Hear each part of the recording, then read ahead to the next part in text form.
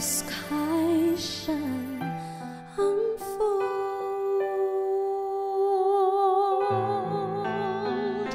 preparing his entrance.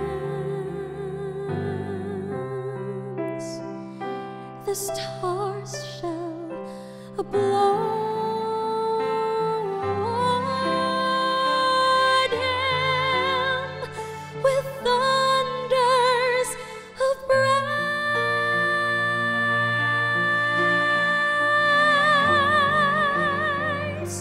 The sweet light in his eyes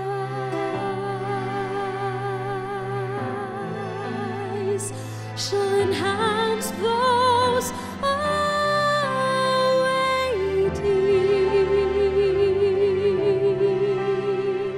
and we shall behold him then face to face.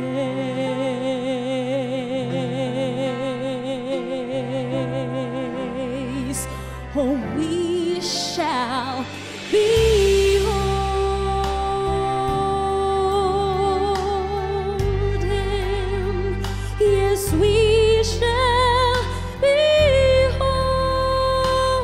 him face to face in all of his glory.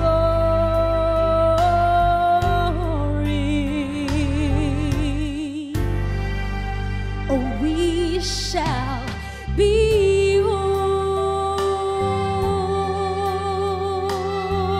him. Yes, we shall behold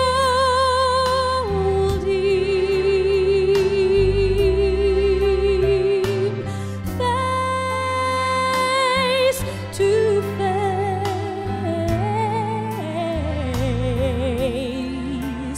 Our Savior and Lord.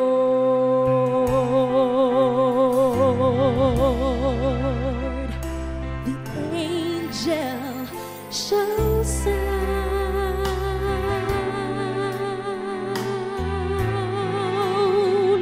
the shout of his coming,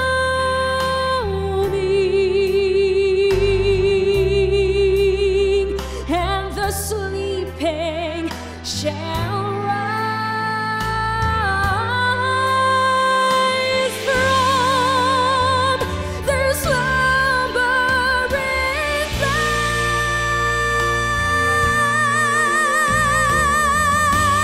place, and those who remain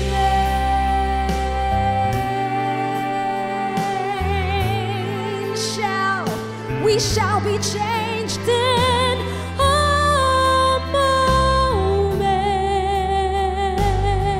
moment, and we shall behold him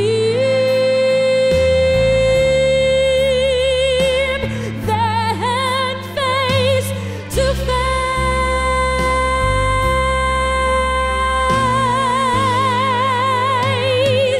We shall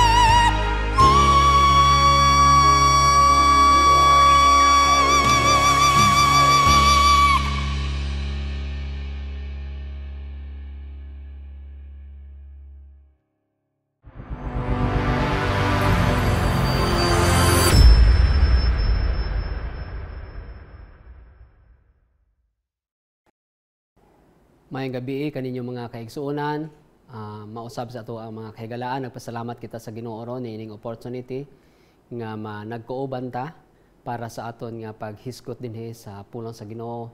And I just would like to remind every one of us, no, especially those that who have just come here for the first time.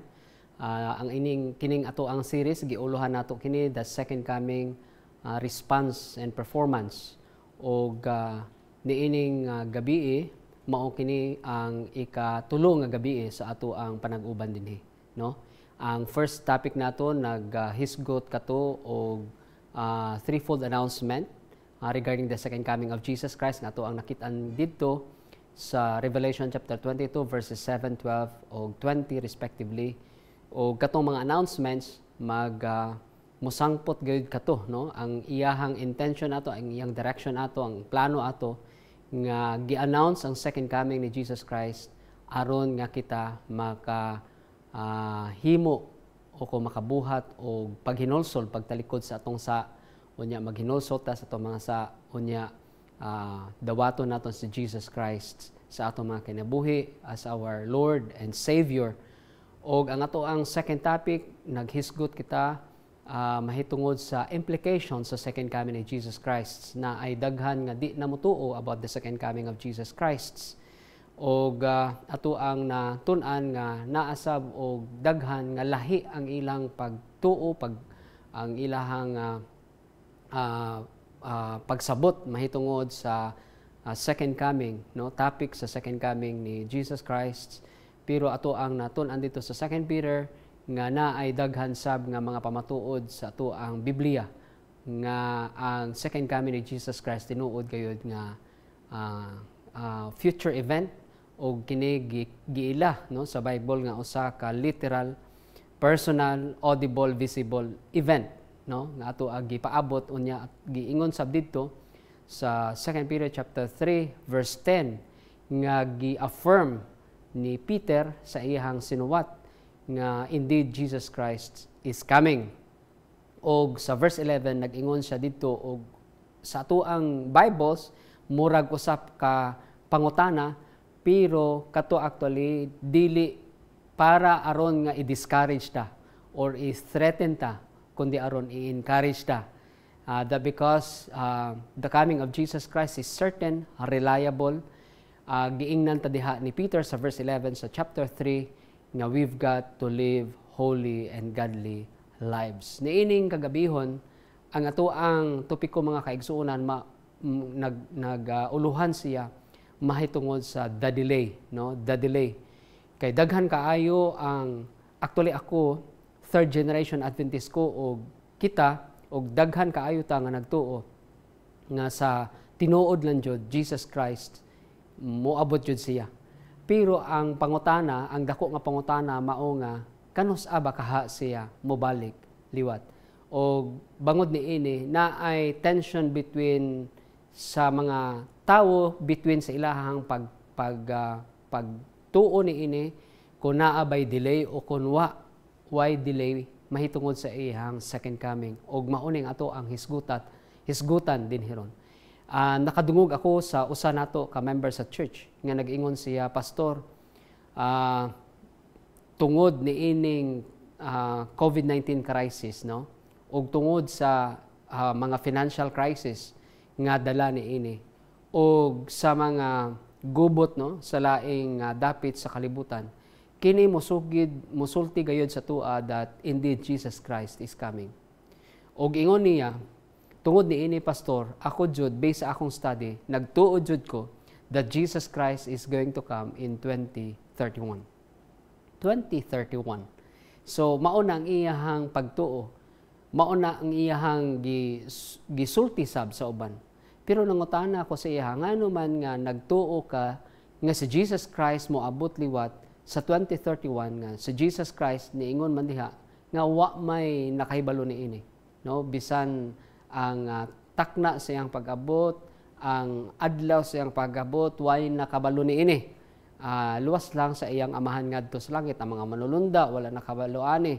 Si Jesus Christ, wala nakabalo ani. Walay nakabalo ani. Ang mga tao, wala nakabalo ani. luwas lang sa iyang amahan ngadto sa langit. Og niingon siya sa kuha, mga kaigsuon na mga kaigalaan, Pastor, ang ingon ni Jesus Christ, walay nakahibalo sa adlaw ug takna. Wa man siya nag-ingon nga, walay nakahibalo sa tuig. So mao na nga ang ako ang giingon dinhi, tuig, dili adlaw, o kundili sad og time, kundi year. That's why I'm saying Jesus Christ is going to come in 2031. Karong kagabiho na, gusto na ako nga tan-aw nato kini mga kaigsunan. Kini mahitungod sa delay about the coming of Jesus Christ. Kung atong tan-awon diha sa Matthew chapter 24 verse 3, nag-ingon diha ang mga disciples ni Jesus Christ sa ilahang pangutana ngadto kang Jesus Christ mahitungod sa iyang second coming. Nag-ingon nangutana sila kang Jesus Christ. Ingon pa diha sa verse 3 of Matthew 24.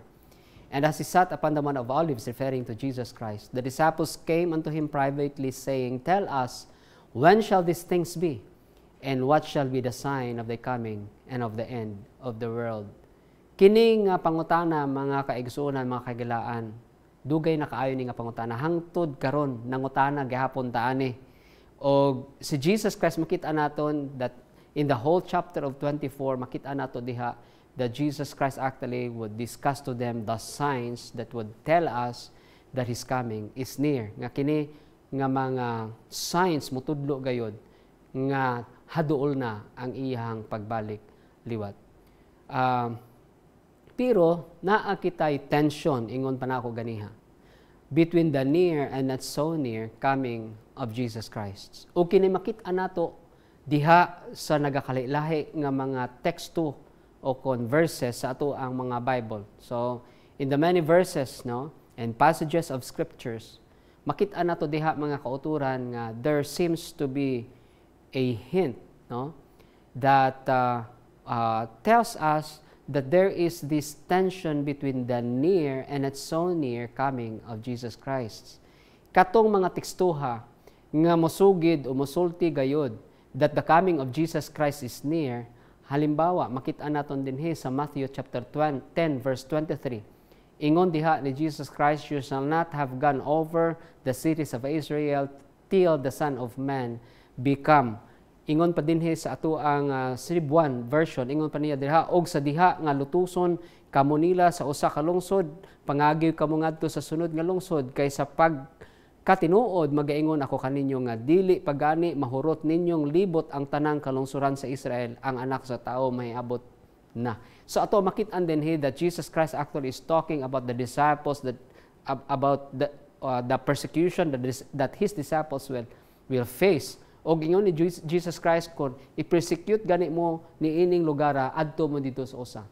Kung i-persecute mo ni ining lungsod, adto mo dito. Kung i-persecute gahapon mo dito, adto sab mo sa laing lungsod. Og niingon si Jesus Christ din sa verse 23, di pagani ninyo mahurot ang tanang mga kalungsuran diha sa Israel, unya moabot na ang anak sa tao. So, ingon sa uban nga mga Bible students o mga Bible scholars, ingon nila, this is one of the texts that we can find in the New Testament that simply tells us that the coming of Jesus Christ is near. As opposed to what others believe, that there is this, not so near thinking about the coming of Jesus Christ. Mao gihapon kini ang makita naton diha sa Matthew kapitulo 16 bersikulo 28, kay kung atong basahon kana diha sa atong Cebuan, no, sa pagkatinuod magaingon ako kaninyo nga sa mga nagbarog karon dinhi adunay pila ka buok nga dili pa una makatilaw sa kamatayon hangtod nga makita na nila ang anak sa tawo sa iyang pag-abot diha sa iyang ginharian. As they were actually discussing about the coming of the Son of Man, ingon ni Jesus Christ, naa dinhi, no, sa inyoha nga nangabarog karon, naa dinhi nga pipila sa inyoha nga di mapatay, kay makit-an man nila nga mobalik na pag-usab ang anak sa tawo. So kining bersikuloha mo sulti pod nga ang pagbalik ni Jesus Christ haduol na jud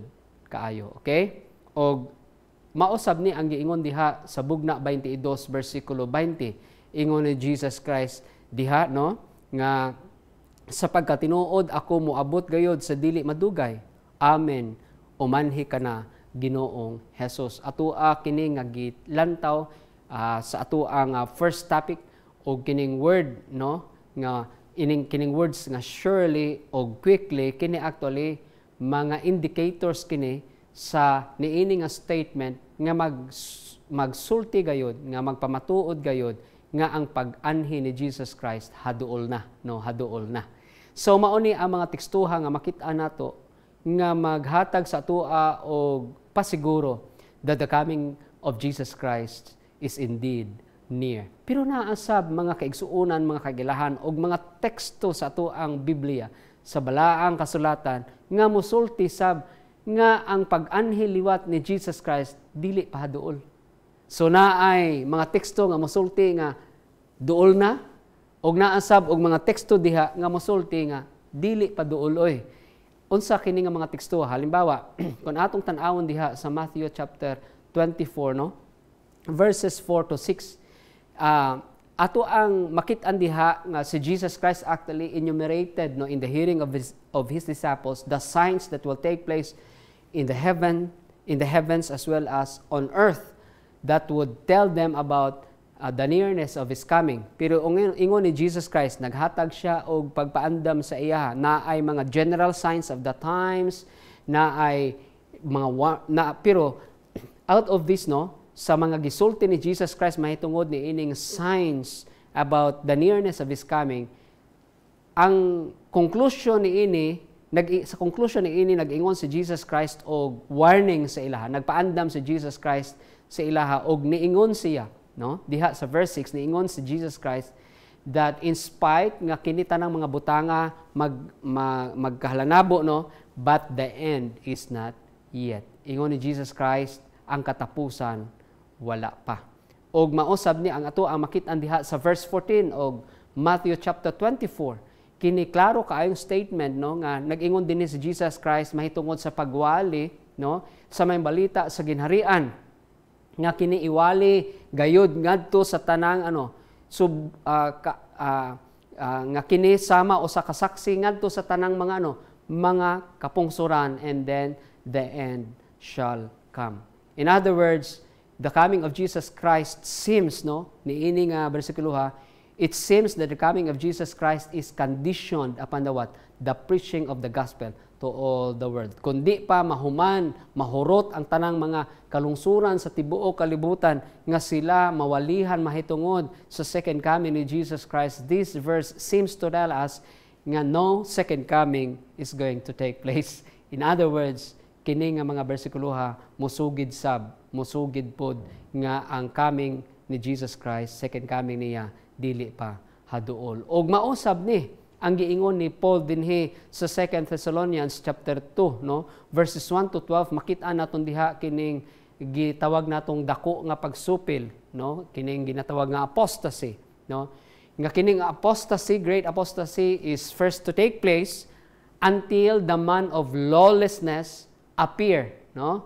Kay kundi pagani mo appear kining tawo, no, nga sa kalapasan, no, tawo sa kalapasan, o di gani mahitabo kining dako kaayong pagsupil or apostasy, no, murag gisuggest sab dinhi ni Paul nga di pa moabot ang second coming ni Jesus Christ. So makita naton dinhi mga kaigsuon na mga kaigalaan nga ang atuang Bible murag musulti ni siya sa tua og tension between the near and not so near coming of Jesus Christ. So giunsa sa ato ang mga Bible scholars ang pagtan-aw niining mga tekstuha. Giunsa nila pagsabot, no, kining mga tekstuha nga murag nagsumpakilay man, nag-oppose man, ano, sa ilahang mga kaugalingon. So giunsa nila pag-settle kini, no, aron nga ma-settle kini, giunsa nila pagsabot, giunsa nila pag-explain kining mga tekstuha, giunsa nila og explain kining obvious kaayong tension between the near and not so near coming of Jesus Christ. Aron masulbar kining mga seemingly conflicting texts, no, regarding the nearness or the opposite of the second coming of Jesus Christ, na ay mga Bible scholars nga naa sila solution. For example, ang iyaha ni Wyss og ni Schweitzer, ang ilaha nga magtudlo gayud sila mahitungod sa frustrated theology, no? O bangod ni ini ingon nila, lisod man ni kaayo kay ang Bible man god murag dili klaro mahitungod ni ining suhituha. Og tungod ni ini ingon nila, ang amuang theology is a frustrated theology. Tungod ni ana moingon sila nga wa nay gitawag giingon niya second coming, wa nay future event, no? Mahitungod sa gitawag nga second coming, because for us as proponents of frustrated theology, to us, no, the end has been postponed. Wa na kitay maingon nga end of the world. Wa na kitay maingon nga second coming ni Jesus Christ. Ang iyan ni C.H. Dodd, nag-ingon siya, dili frustrated theology no, kundi realized eschatology. Kay ingon pa niya, this coming kingdom actually that will be ushered in, no, and established through the coming of Jesus Christ, this is not actually a future kingdom, but this is a kingdom that has already arrived. Kay ingon pa ni C.H. Dodd, the second coming of Jesus Christ is something that is already realized, no, in our hearts, in our lives today. Sa to ang mga tagipuso na niabot na si Jesus Christ. So kining future kingdom, kini dili nga sa umaabot pa, kundi kini nag-abot na dinhi. Og ingon ni Voss og ni Ladd, ang ilaha na pod, no, lahi sab ang ilahang explanation ni ini, no, kining seemingly conflicting nga mga teksto mahitungod sa nearness or not so near coming of Jesus Christ.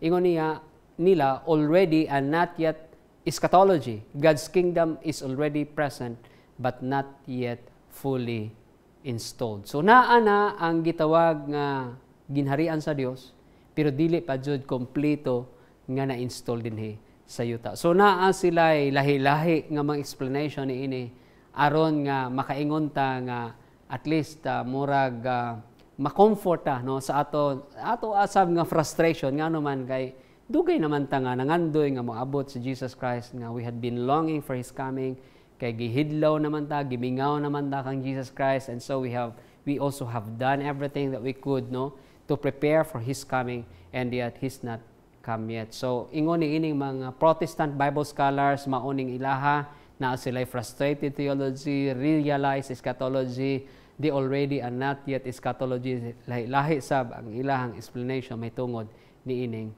mga butanga. Pero mangutan ako sa inyo karong kagabiuhon na mga kaigsuon na mga kigilaan. Where do we Adventists stand? Asa man ta nagbarog ni ini nga issue? Tan-aw nato kung unsay giingon ni Ellen White o kung asa siya, no, kung unsa iya ang explanation ni ini, kung unsa ang iyahang pagsabot ni ini, dinhi ta nagbarog as a church. Ingon dinhi sa iyahang gisuwat sa Great Controversy pages 346 og 347. Ingon ni Ellen White dinhi, the kingdom of God refers to both the kingdom of grace and the kingdom of glory. The kingdom of grace was established by the death of Christ and characterized by the work of divine grace upon the hearts of men. But the kingdom of glory is yet future and will not be established or installed before the coming of Jesus Christ. So nasabtan nato kini mga kaigsuonan, unsay giingon ni Ellen White dinhi, duha di ay nga klase kung maghisgota o ginharian sa Dios, duha di ay nga klase kanang gitawag nato niya kingdom of grace o kingdom of glory. Kanang kingdom of grace naabot na during the first coming of Jesus Christ, where He actually became God's compassion incarnate, no, nga siya mao ang kaluoy sa Dios nga nagpakatawo, and through His death actually, no, He actually established God's grace in the hearts of men. O kining gitawag nga kingdom of glory, so na kingdom of grace og nahitabo na kana, na-establish na kana sa first coming ni Jesus Christ, og naapod og kingdom of glory, no? O kining kingdom of glory, this is future yet. Mauni ang sa o maabot pa.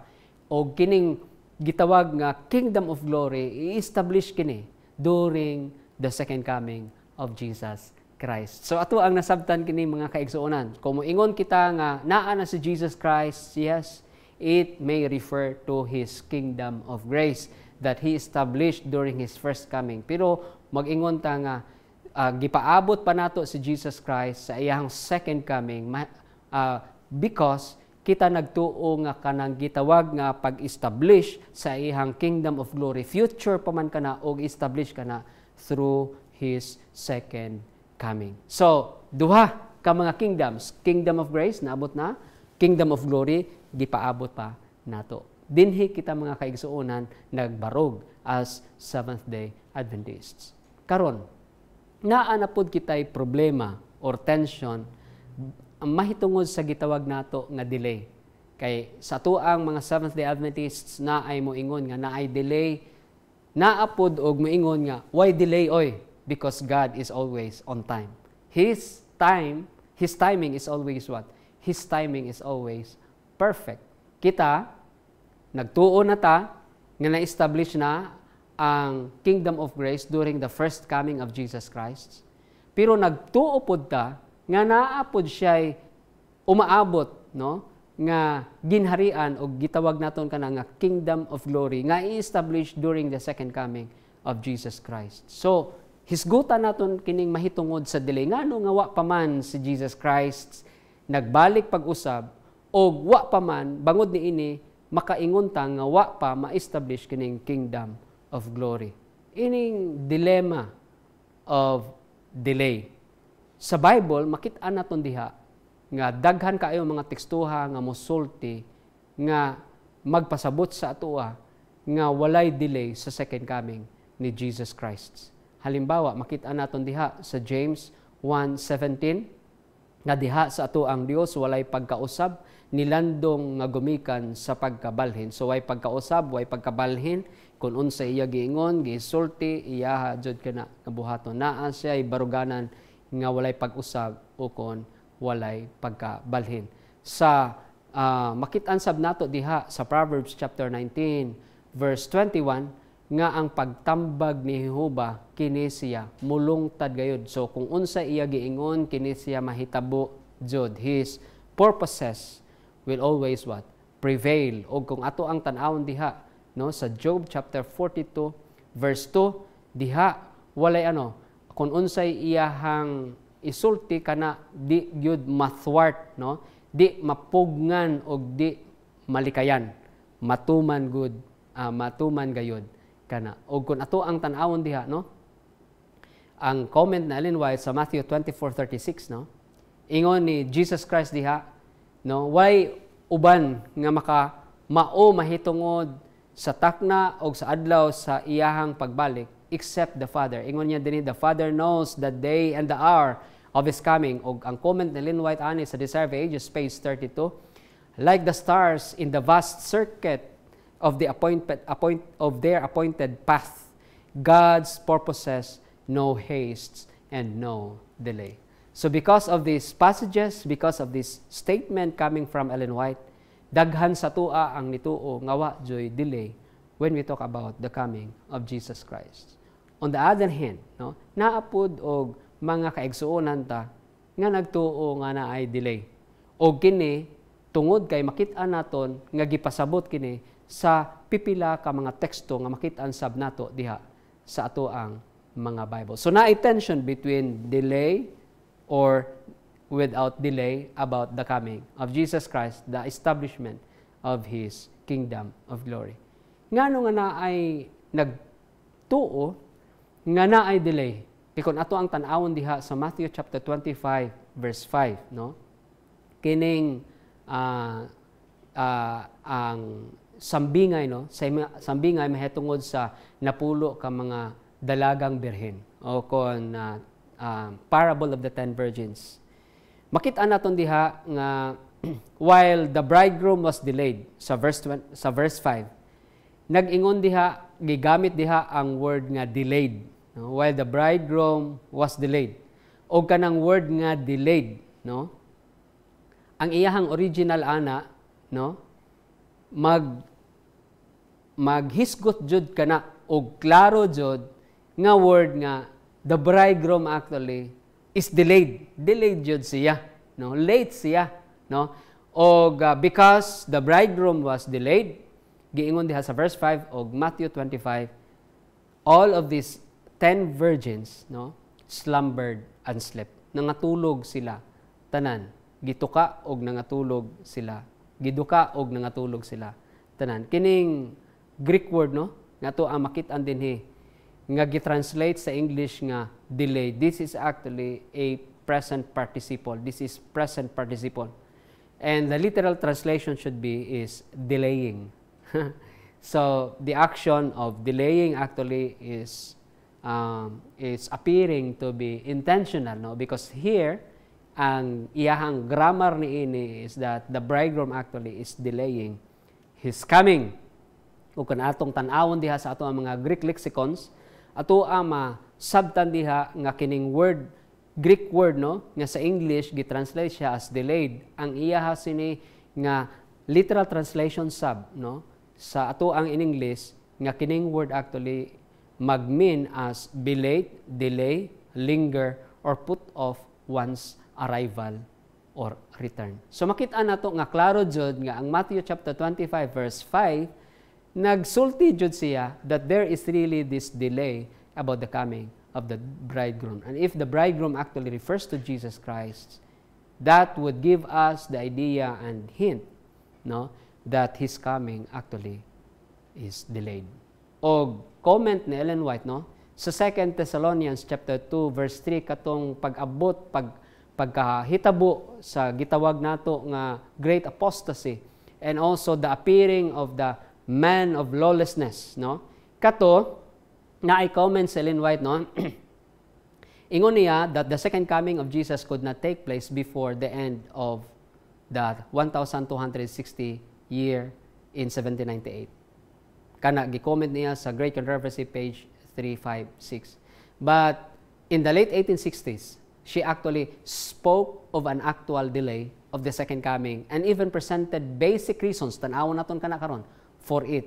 Makita naton kini sa Evangelism niya nga libro, pages 694 to 697. So dinhi si Ellen White as her comment sa 2 Thessalonians 2:3 mahitungod sa appearance sa gitawag nga man of lawlessness o sa paghitabo sa great apostasy, makita naton nga sa una, ingon ni Ellen White, before mag-end ang 1260, which was in the year 1798, maabot na si Jesus Christ. Pero in 1860, murag iyaha kini nga gi-change kay niingon siya nga naa jud og delay mahitungod sa second coming ni Jesus Christ. So, naay nagtuo nga walay delay sa second coming ni Jesus Christ, napod og nagtuo nga based man sa writings ni Ellen White, based man sa mga tekstong ato gibasa ganiha, nga naay klaro nga delay when it comes to the coming of Jesus Christ. So, giunsa sa ato ang mga evangelists, pipila sab sa ato ang mga Bible students, ato ang mga Bible scholars, pag-settle ni ini nga issue about the delay or no delay with regards to the coming of Jesus Christ. So, mao ni ang ilahang nga mga attempts, no? Og for example, ingon dinhi sa pipila ka mga Bible scholars, ingon nila nga Jesus will come after the work is done, no? Og halimbawa kining gitawag nato nga harvest principle, no? That the coming of Jesus Christ will take place when God's people reach the stage of sinless perfection. So gihuwat kita ni Jesus Christ until we become sinless in our perfection.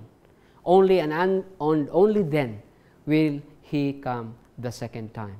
O kining giingon sab ni Arnold dinhi nga there is actually no delay, otherwise we lower our omnipotent God to our level.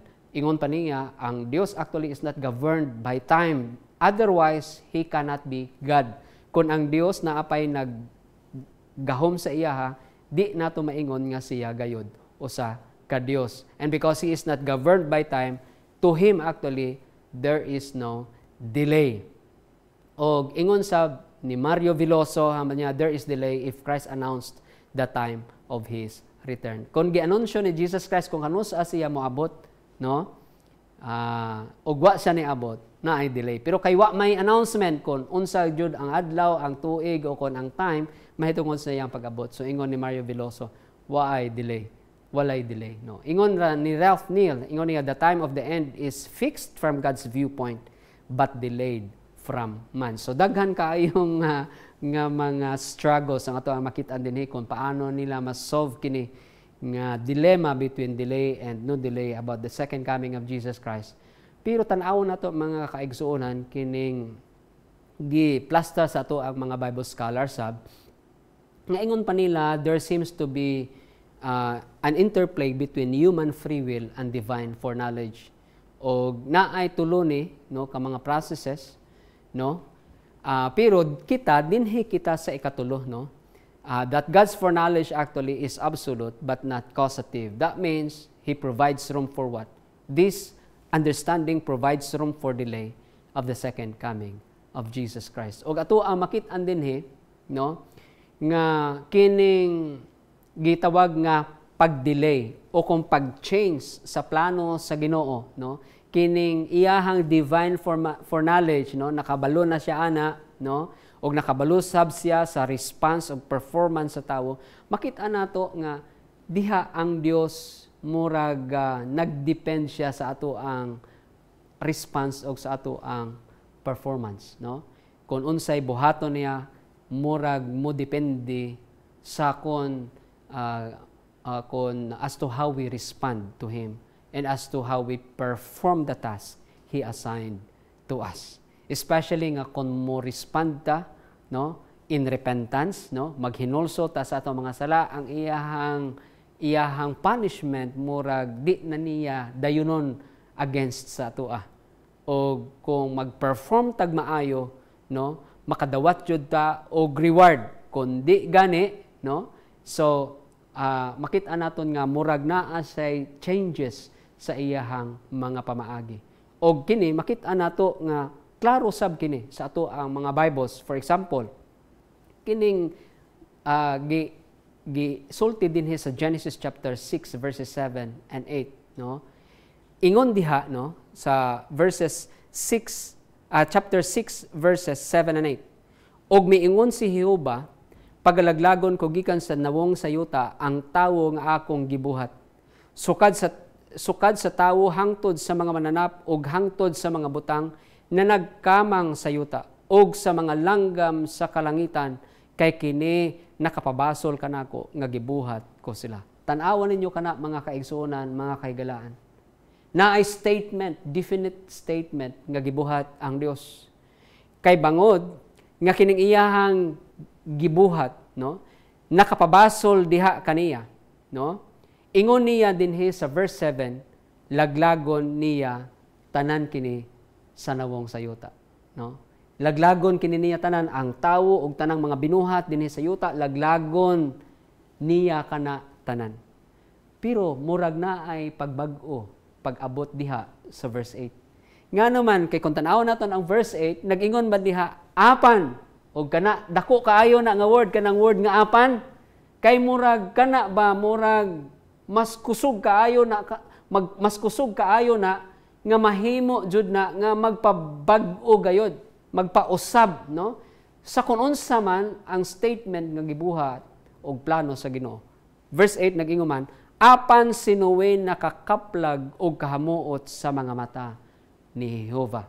Og makita naton ang dason diha nga istorya mahitungod sa dakong lunop no dakong lunop nga si Noe ra og ang iyang panimalay ang nangaluwas ang uban to nangamatay tanan gilaglag sila sa lunop.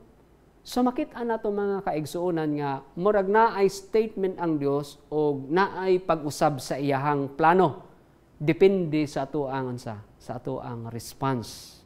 Because Noah actually responded in faith and righteousness. Makita nato that he and his family were what? Were saved by God. Siya og ang iyang panimalay giluwas sa Dios sa lunop.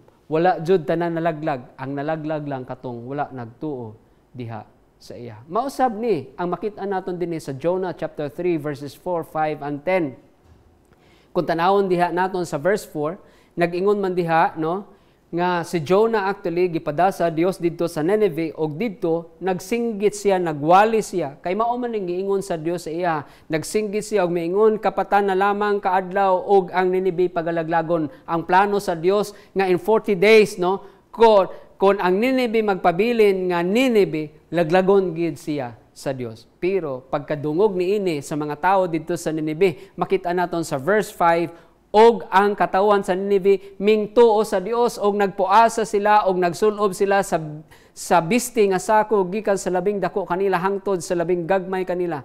Verse 6, og ang hari sa Nineveh mitindog siyang trono og iyang gihukas ang iyang kupo gikan kaniya og misulob siya sa sako og milingkod sa abo. So there was this massive corporate, maingon nato nga corporate repentance nga gibuhat didto sa mga tawo gikan sa hari ngadto sa iha mga lowly subjects. Tanan sila nagpuasa, tanan sila naghinulso sa ilang mga kasalanan og unsay nahitabo sa verse 10.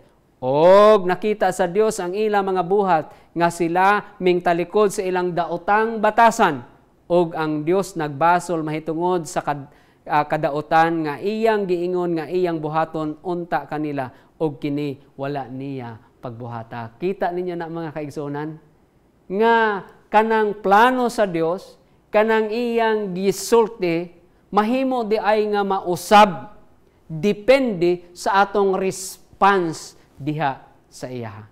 Og nakita nato kana duha ka mga teksto, duha ka mga events, duha ka mga hitabo diha sa ato ang Bible sa Old Testament nga ang Dios nag-ingon nga mao ni ang akong buhaton, pero kay nakita niya nga ang response sa iyang mga tinawo mauman ang paghinulsol, mauman ang pagkabuhi og kabuhi nga makahatag og paghimaya diha sa iyaha. Makita naton nga naay pag-usab sa iyaha nga giingon, naay pag-usab sa plano sa Ginoo.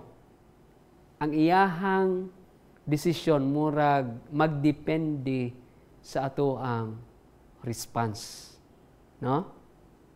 Og mausab ni mahitungod sa second coming ni Jesus Christ, mga kaigsuonan. Kay sa 2 Peter chapter 3 verse 9, atoan na ni gilantaw last time. Ingon dinhi, the Lord is not slack concerning His promise, as some men count slackness, but He is what? Long suffering to usward, not willing that any should perish, but that all should come to repentance.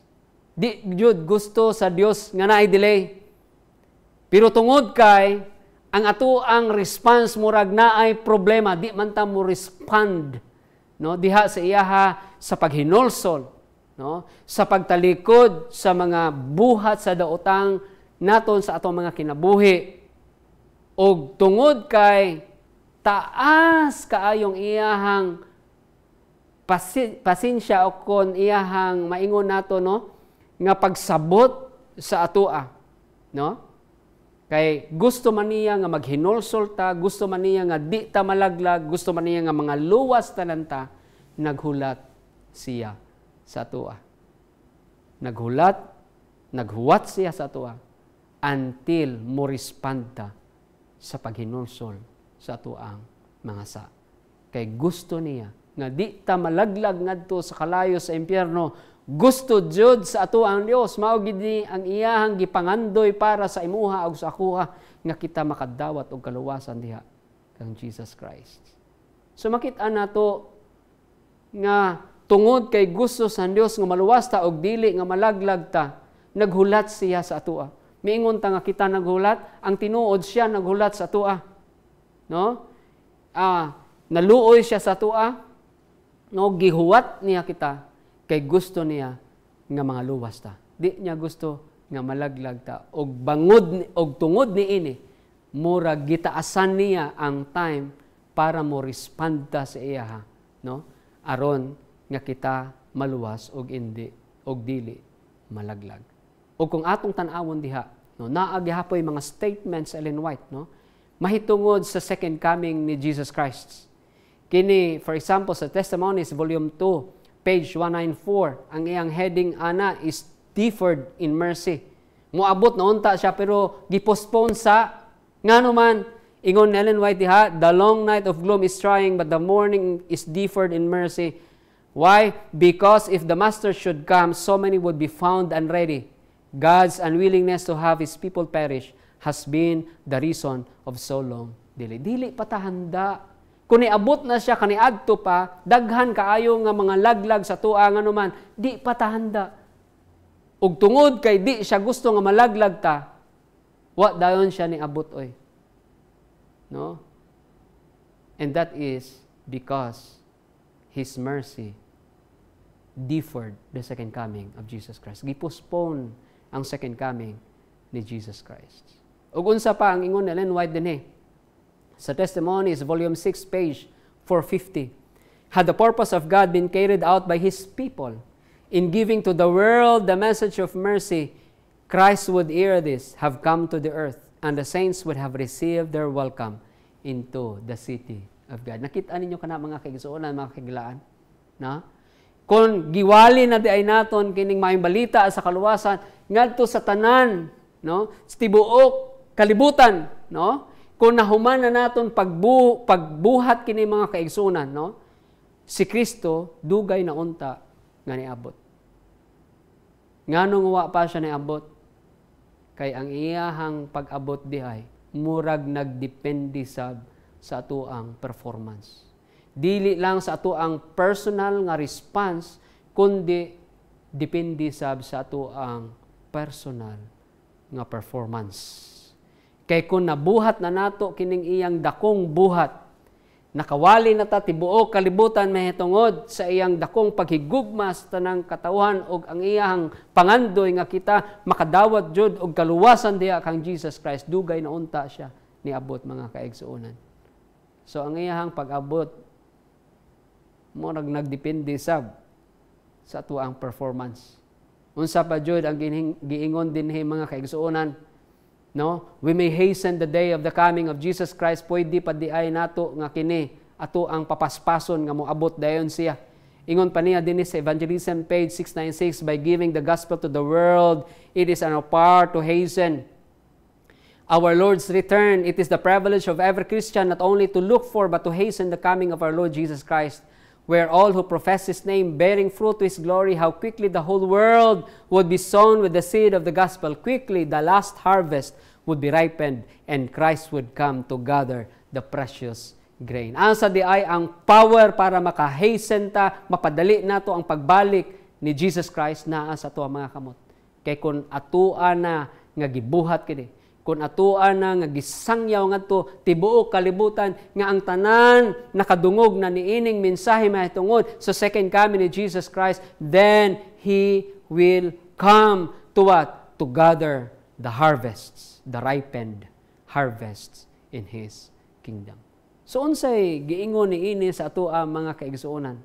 Klaro kaayo nga dinhi atoang masabtan nga ang second coming ni Jesus Christ, murag nagdepende first sa ato ang response, second sa ato ang performance. Sa atong response, nga biyaan nato sa, unya batunon nato si Jesus Christ, dewato nato siya, bilang ato ang personal nga manuluwas o magkinabuhi ta, sama sa iyang kinabuhi, diha kang Jesus Christ, unya magbuhat ta, og iyahang buhat nga tapuso nato kini, nga isugid nato ang mga balita sa iyong maabot nga ginharian, and kung mathuman na nato ni matuman nato kini mga kaigsunan, mga kahigalaan, Jesus Christ will come to gather the ripened harvest in His kingdom. Ingon pa dinhi ni Ellen White, it was not the will of God that Israel should wander 40 years in the wilderness. He desired to lead them directly to the land of Canaan and establish them there a holy, happy people. But they could not enter in because of unbelief. Hebrews 3:19, because of their backsliding and apostasy, they perished in the desert, and others were raised up to enter the promised land. Dili di ay plano sa Dios nga taas kaayo ang ilahang stay ngadto didto sa asa nga kung sa Ilonggo pa magtalang-talang sila ngadto sa disyerto for 40 years. Dili ni plano sa Dios. Pero ngano nga nahitabo kini mga kaigsuonan, because of their backsliding and apostasy, they perished in the desert, and others were raised up to what? To enter the promised land. Kay gusto sa Dios nga mag-establish siya og katawuhan nga unsa? Balaan malipayon nga mga katawhan nga matinumanon, masinulundon, no? Matutom diha kaniya. Ug ingon pa din Ellen White, in like manner, it was not the will of God that the coming of Christ, please take note of that the coming of Christ should be so long delayed, and His people should remain so many years in this world of sin and sorrow. But unbelief separated them from God as they refused to do the work which He had appointed them. Others were raised up to proclaim the message. Nakita ninyo kana mga kaigsuonan? Dili sa plano sa Dios nga magdugay ta dinhi sa yuta kay gusto na niya nga moani siya unya mag-adto ta didto sa iyang ginharian nga giandam para sa tuwa didto sa langit. Dugay na unta nga nianhi siya. But what? But we refuse. Ang una dinhi, but because of unbelief, we were separated from Him. Ato ang response was unbelief. O kay kaduhan dinhi, we refuse to what? To do the work which He had appointed us to do. And so He raised up others to proclaim the message. And in padayon gahapon dinhi, no, kini makitaan sa Great Controversy, page 458, in mercy to the world, Jesus delays His coming, that sinners may have an opportunity to hear the warning and find Him a shelter before the wrath of God shall be poured out. So nga nung wa pa siya naabot, because of His mercy to the world, klaro kaayo, ingon Ellen White, Jesus delays His coming. Mauni ang mga reasons. Nga nung nga murag nag-change Ellen White sa iyang pagtuon niini, sa iyang pagpati niini, no? Nga unta, no, 1798 moabot na si Jesus Christ before it, pero sa 1860 nag-change siya sa iyang understanding of this. Nga ingon pa niya, because of God's great mercy to the world, no? Because of Jesus' great mercy to the world, He delays His coming for the sake of what? Of those sinners, of us sinners. Okay, gusto niya nga kumubalik si Jesus Christ, andam jud ta mga kaigsuonan. So ato ang nasabtan doon, mga kaigsuonan. Klaro kaayo, no? Nga ang plano sa Dios nga di jud ta magstay long dinhi. Pero kanang iyahang plano kay gusto niya nga mga luwas man ang tanan. Klaro kaayo nga ang iyang second coming na ay delay, no? Og kining iyahang second coming murag nabase ni siya. Murag naa ni siya connection ngadto sa ato ang response og sa ato ang performance. Kung gibuhat na unta naton kining buhat sa pagsalikway sa sala, unya magkinabuhi tag kinabuhi nga makahatag og himaya diha sa iya. Kung gibuhat na nato unta kining pagwali sa membelitan nga tanan ta mo participate ini total member involvement nga mosangyaw ta, I will go for the whole world, no, to preach the gospel to the whole world. I will go. Sige man tag singgit ani mga kaigsuonan. Kung tanan ta nga nagsinggit niini mobuhat sa iyang buhat, no? Mobalik gayud si Jesus Christ. Nagdepend ang iyahang second coming sa ato ang response ug sa ato ang performance. Nay usa ka batan-on nga gibisitahan siya sa usa ka chaplain.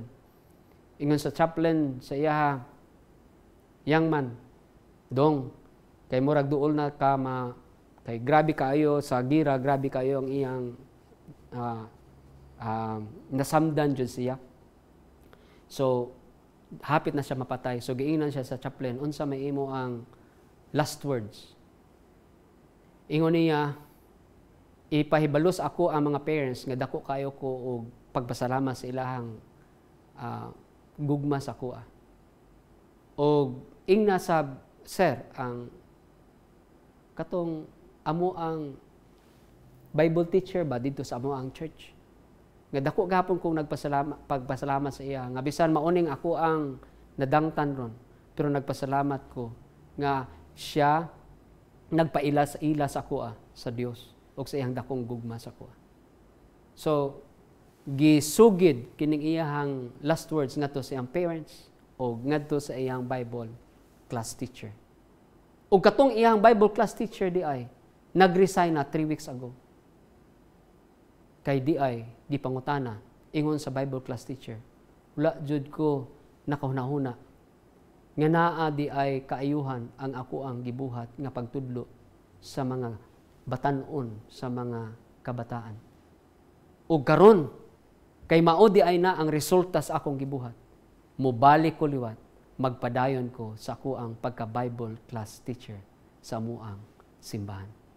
Mga kaigsuonan, mga kahigalaan, ang ato ang Dios dako kayo iyang paghigugma sa aton, o iyang plano nga kitag jud tanan, mga luwas ko mabalik sa Jesus Christ. Kamusta kaha ang ato ang response diha sa iyaha? Kamusta kaha ang atong performance kanang pagbuhat naton sa iyang dakong buhat? Ang Ginoo magtabang sa atoa. Kay kung wa pa si Jesus Christ nibalik, possibly naapay mga butang diha sa atoa nga gusto niya nga atoa ay salikway. Kung wa pa siya nabalik, possibly He is still giving us this great opportunity of involving ourselves in doing sa iyang buhat. Hining dakong buhat sa pagwali sa may balita sa kaluwasan niya to sa uban. Magampo ta mga kaigsuonan, mga kagilaan. Amahan namon sa langit, dako kayong among kalipay pagpasalamat sa topiko nga amo ang gihisgutan din hiron. Salamat nga dako kaayo ang imo ang pagigugma sa amoa. Ug ikaw gusto jud nga kumabalik sa Jesus Christ. Handa mi, nakaaman mi, ug kami magapanubli katong ginharian nga imo andam para sa amoa. Tabangi mi Ginoo nga klaro kaayo ang amo ang response diha sa imo, ug kami jud mag-participate sa pagbuhat sa imong dakong buhat. Panalangini ang among mga kaigsuonan, panalangini sa bang among mga kagalaan. Salamat nga ikaw magdungog ug magtubag sa among mga pag-ampo sa ngalan ni Jesus. Amen.